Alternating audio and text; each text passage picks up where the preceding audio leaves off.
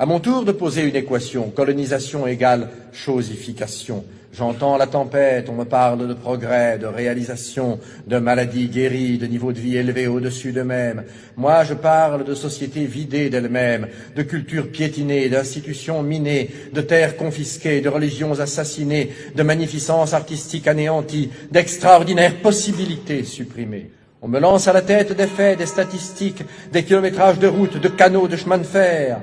Je parle de millions d'hommes arrachés à leur Dieu, à leur terre, à leurs habitudes, à leur vie, à la vie, à la danse, à la sagesse. Je parle de millions d'hommes à qui l'on a inculqué savamment la peur, le complexe d'infériorité, le tremblement, l'agenouillement, le désespoir, le larbinisme. On m'en donne plein la vue de tonnages de coton ou de cacao exportés, d'hectares d'oliviers ou de vignes plantées. Moi, je parle d'économie naturelle, d'économie harmonieuse et viable, d'économie à la mesure de l'homme indigène, désorganisée, de culture vivrière détruite, de sous-alimentation installée, de développement agricole orienté selon le seul bénéfice des métropoles, de rafles de produits, de rafles de matières premières.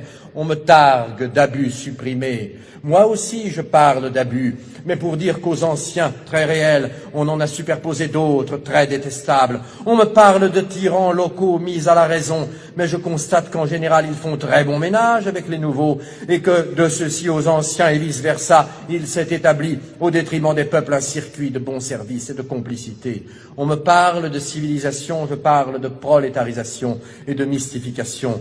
Pour ma part, je fais l'apologie systématique des civilisations para-européennes. Chaque jour qui passe, chaque déni de justice, chaque matraquage policier, chaque réclamation ouvrière noyée dans le sang, chaque scandale étouffé, chaque expédition punitive, chaque quart de CRS, chaque policier, chaque milicien nous fait sentir le prix de nos vieilles sociétés. C'étaient des sociétés communautaires, jamais de tous pour quelques-uns. C'étaient des sociétés pas seulement anticapitalistes, comme on l'a dit, mais aussi anticapitalistes. C'étaient des sociétés démocratiques toujours. C'étaient des sociétés coopératives, des sociétés fraternelles.